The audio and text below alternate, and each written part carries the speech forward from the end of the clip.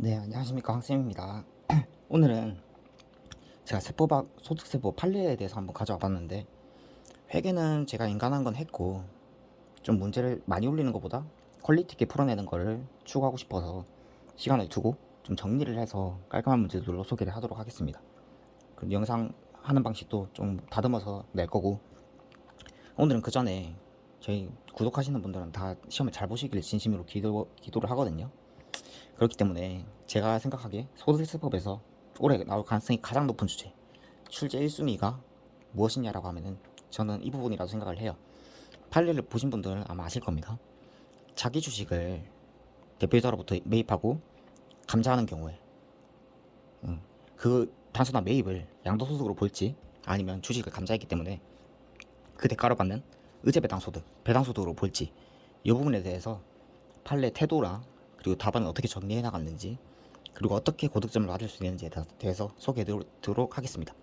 이 주제는 굉장히 중요한 주제예요.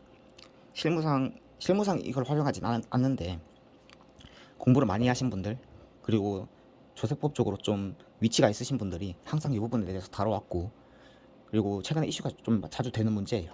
가질급금에 대한 문제다. 그래서 한번 설명드리도록 하겠습니다. 제가 하는 방식대로 한번 들어보시고 따라오시면 됩니다. 자, 결론을 소개해 드릴게요. 일단 첫 번째, 해당 사례에는 거의 90% 이상, 거의 대부분이라 생각하셔도 됩니다. 대부분은 자산을 양수하고 감자하는 경우에 그 양수 행위에 대해서 단순한 자산의 양도가 아닌 자본감소선 절차의 일환으로서 주주에 대한 자본의 환급, 즉 의제배당소득으로 인한 배당소득으로 봐야 된다고 하는 게 대부분 거의 대부분의 판례 태도입니다. 이유는 세금이 없이 자본의 감소를 하는 것은 대단히 엄격하게 보고 있습니다. 조세평등주의라는 연결이 되겠죠. 근거는, 결론은 그렇게 답하시면 되고 몰라도 그렇게 찍으세요. 맞을 겁니다. 근거는 소개해 드릴게요. 자, 첫 번째, 의의를 적어야겠죠. 이런 부분에서 답안지에 얼마나 구성이 잘 됐는지 그리고 점수를 많이 받을 수 있는 거에 대한 그런 게 있습니다. 그런 게 여기에 걸려 있고, 대부분 아는 내용들을 다 적을 겁니다. 실제로 유명한 판례이기 때문에 대부분은 그냥 배당소득이다 결론 맞출 거예요. 근거도 뭐 대충 쓸 거예요. 사실관계를 보았을 때 단순한 자산의 양도를 볼 수 없고 그런 식으로 쓰실 텐데, 비교적 고득점을 받을 수 있으려면 이런 부분이 왜 문제가 되고 있는지에 대해서 정리를 하시는 게 좋습니다. 저도 세법하기 낮은 점수는 아니죠. 근거를 한번 소개해드리면, 자, 첫 번째, 의의를 먼저 적어야겠죠. 의의를 적을 때 첫 번째, 배당소득의 정의 그리고 양도소득의 정의를 적으세요. 소득세법상 배당소득은 배당소득 중에 의제배당에 그런 얘기가 있죠. 자본의 감소, 주식의 소각으로 인한 받는 대가 중 주주가 주식을 취득하는 데 소요되는 그 비용을 초과하는 경우, 취득가격을 초과하는 경우 해당 초과 부분은 의제배당, 즉 배당소득으로 과세한다라고 규정이 되어 있어요. 소득세법 제17조에 그렇게 규정이 되어 있고, 그 다음에 소득세법상 양도소득은 뭐죠? 양도의 정의도 적으면 좋습니다. 자, 양도소득 과세 대상 자산, 주식이죠. 주식을 양도하는 경우에 양도소득으로 과세한다. 이렇게 간단하게 적어지고, 그 다음에 자, 이 판례가 왜 다툼이 되고 있는지에 대해서 얘기를 해보자면은, 이 단수 소득 구분하는 게 중요한 게 아니라 구분에 어떤 실익이 나타나는지가 중요하겠죠. 그럼 실익을 좀 정리해가는 게 아마 출제자가 의도하는 방식일 겁니다. 그리고 그게 고득점으로 이어나갈 거예요. 구분의 실익은 무조건 쓰셔야 됩니다. 그래서 자, 해당 내용 말고도 더 있어요. 더 정리할 수 있는데 기본적인 내용 먼저 설명을 드릴게요. 기속 시기가 다르죠. 자, 감자의 경우 기속 시기가 언제죠? 감자 결이 기속 시기죠. 자산 양도의 경우 기속 시기가 언제죠? 양도 자산의 양도 시기, 취득 시기. 대금 청산일, 그렇게 보면 되겠죠. 그러면 첫 번째, 기속 시기가 달라지죠. 어떤 문제가 생길까요? 가산세가 나오겠죠. 과소신고 가산세라든지 배당소득에 대한 과소신고 가산세, 그런 부분이 아마 문제가 될 겁니다. 그 다음에 두 번째, 원천징수 의무가 생기지 않습니까? 법인은 감사대가를 지급할 때 의제배당소득이더라도 배당소득에 대해서 원천징수를 해야 될 의무를 치죠. 안 하면 어떻게 되죠? 원천징수 등 불이행 가산세 3% 부과되고 납부주행 가산세도 부과가 됩니다. 그런 문제가 생기면 제법 심각해지겠죠. 문제가, 금액이 커져요. 세 번째, 과세 방법이 문제가 되고 있죠. 무슨 차이가 있을까요? 자, 배당소득은 종합과세를 해야 돼요. 이런 문제가 되는 것들, 대표이사가 양도하는 경우 감자에 대한 배당소득이 얼마 정도 나올까요?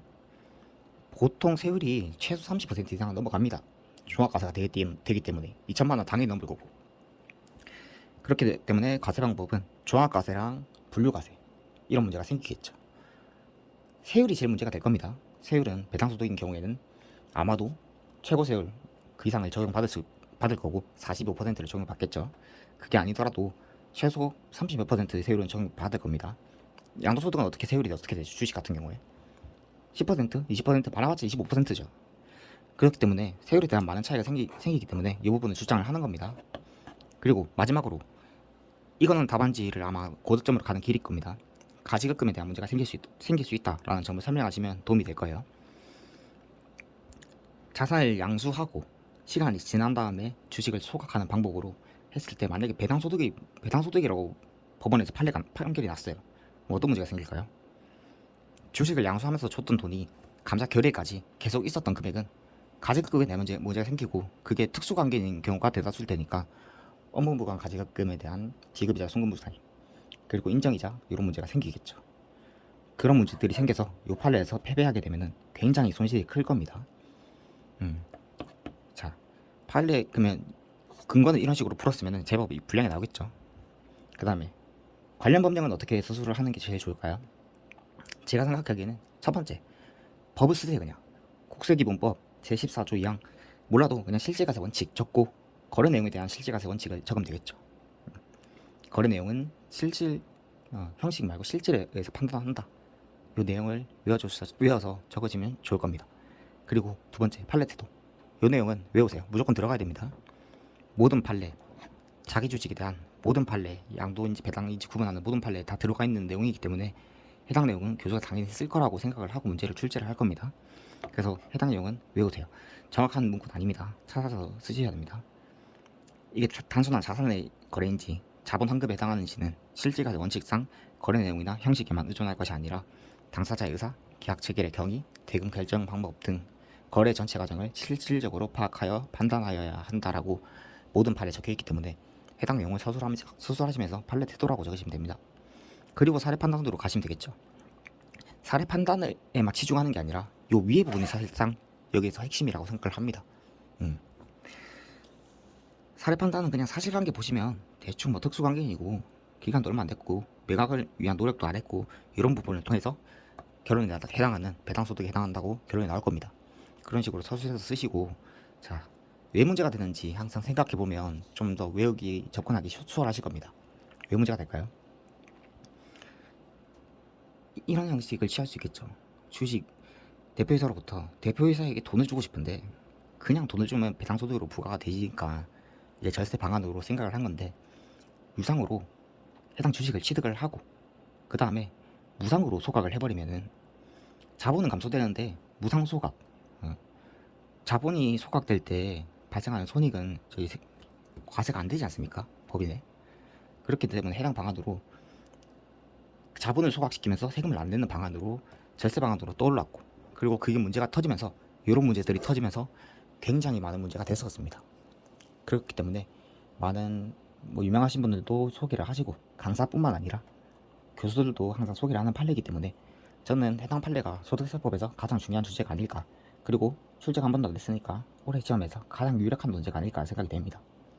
그래서 이 부분은 지금 보시는 내용이라도 기억을 하시고 문제 푸실 때 해당 내용대로 서술하면서 생각해 봤으면 좋겠습니다. 이상입니다. 소득세법, 국기법, 법인세, 상증세 이런 식으로 해서 취득세까지, 지방세까지 그런 식으로 해서 법에 대한 판례를 몇 개씩 소개해드리고 회계는 좀 더 깔끔하게 정리를 해서 편집을 또 한 다음에 그렇게 문제를 올리도록 하겠습니다. 네, 항상 감사합니다.